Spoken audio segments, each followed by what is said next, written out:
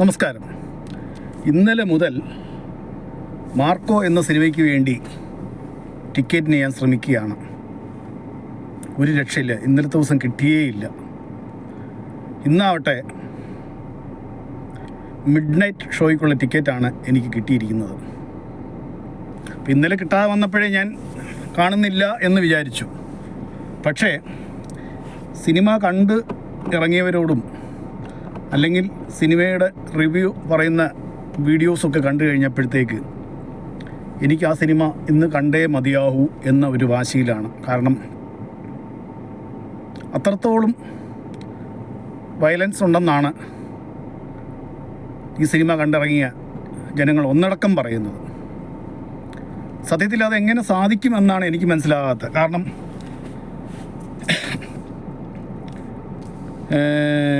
സ്ത്രീകൾക്കും കുട്ടികൾക്ക് കാണാൻ പാടില്ല, അല്ലെങ്കിൽ മനക്കരുത്ത് ഇല്ലാത്തവർ പോയി കാണരുത്, അതുമല്ലെങ്കിൽ എന്താ പറയുക, സെൻസറിങ് സർട്ടിഫിക്കറ്റ് ഉള്ള സിനിമയാണ് എന്നൊക്കെ ഇതിന് ഒരുപാട് ന്യായീകരണം പറയുന്നുണ്ടെങ്കിലും എനിക്കതങ്ങോട്ട് പൂർണ്ണമായിട്ട് വിശ്വസിക്കാൻ സാധിക്കുന്നില്ല.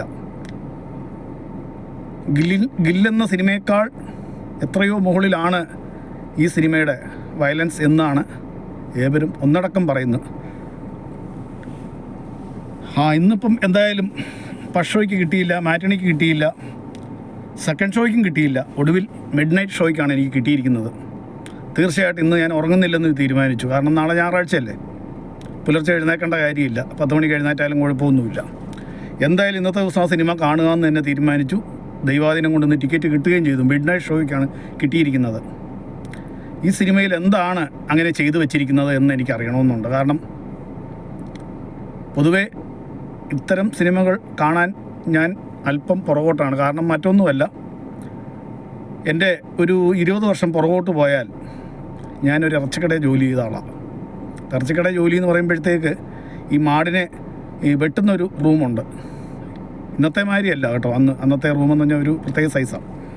മാടിൻ്റെ കൊമ്പ് ഇങ്ങനെ പിടിച്ച് കറക്കും. ഒറ്റ കറക്കുമ്പോഴത്തേക്ക് സാധനം മലന്ന് വീഴും. മലന്ന് വീണ് കഴിയുമ്പോഴാണ് മറ്റേ കാക്ക വന്ന് അറക്കുന്നത്.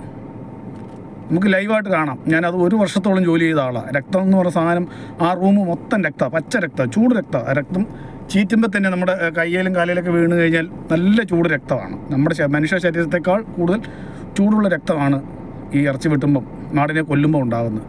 അത് ഞാൻ 1 വർഷത്തോളം കണ്ട് ശീലിച്ച ആളാണ്. എന്നെ സംബന്ധിച്ചിടത്തോളം ഇത്തരം വയലൻസ് സിനിമകൾ കാണുക എന്ന് പറയുന്ന ബുദ്ധിമുട്ടുള്ള കാര്യമൊന്നുമല്ല, വേണേൽ കാണാമെന്നുള്ളേ ഉള്ളൂ. ഇന്നലെ ടിക്കറ്റ് കിട്ടാതെ വന്നപ്പോഴത്തേക്ക് ഞാൻ പിന്മാറിയതാണ്. പക്ഷേ മുമ്പേ ഞാൻ പറഞ്ഞ പോലെ പൊതുജനങ്ങൾ ഒന്നടക്കം പറയുന്നു, ഈ സിനിമ കാണാതെ മിസ് ചെയ്ത് കളയരുത്, ഇത് കാണണം, നിർബന്ധമായി കാണണം എന്ന് ഒന്നടക്കം പറയുന്നു. പോരാത്തതിന് കണ്ട റിവ്യൂവിലും അത് തന്നെയാണ് പറയുന്നത്. ഇങ്ങനത്തെ ഒരു സിനിമ ഇന്ത്യൻ സിനിമയിൽ തന്നെ ഇല്ലെന്നാണ് ഏവരും ഒന്നടക്കം അവകാശപ്പെടുന്നത്. എന്നാൽ ഇന്ന് അത് കണ്ടിട്ടേ ഉള്ളൂ ബാക്കി കാര്യം എന്ന് ഞാൻ തീരുമാനിച്ചു. അതിൻ്റെ അടിസ്ഥാനത്തിൽ ടിക്കറ്റ് മിഡ് നൈറ്റ് ഷോയ്ക്കാണ് എനിക്ക് കിട്ടിയിരിക്കുന്നത്. എന്തായാലും ഈ സംരംഭം, ഈ മഹാസംരംഭത്തെ ഇന്ന് രാത്രി തന്നെ പോയി കാണുക എന്നതാണ് എൻ്റെ ഇന്നത്തെ പ്രധാന ദൗത്യം. ഏതായാലും ഷോ തീരുമ്പോഴത്തേക്ക് മിഡ് നൈറ്റ് ഷോ എന്ന് പറയുമ്പോൾ 12 മണി കഴിഞ്ഞങ്ങാണ്ടാണ് തുടങ്ങുന്നത്. 1, 2, 3 മണിയോടുകൂടി, പുലർച്ചെ 3 മണിയോടുകൂടി എൻ്റെ റിവ്യൂ ഉണ്ടാവും. കാരണം എനിക്ക് കാണണം, കണ്ട് ബോധ്യപ്പെട്ട്. മറ്റുള്ളവർ പറയുന്നത് എനിക്ക് അങ്ങോട്ട് പൂർണ്ണമായിട്ട് അംഗീകരിക്കാനും അല്ലെങ്കിൽ ഉൾക്കൊള്ളാനാകുന്നില്ല. ഇത്തരം സിനിമകളുടെയൊക്കെ റിവ്യൂ പറയണമെന്നുണ്ടെങ്കിൽ തീർച്ചയായിട്ടും നമ്മൾ നേരിട്ട് തന്നെ ചെന്ന് കാണണം. കണ്ട് അതിൻ്റെ വിഷ്വൽ എഫക്റ്റ് എന്താണ്, അതിൻ്റെ മറ്റുള്ള സാങ്കേതിക സിസ്റ്റങ്ങൾ എന്തൊക്കെയാണ് എന്നൊക്കെ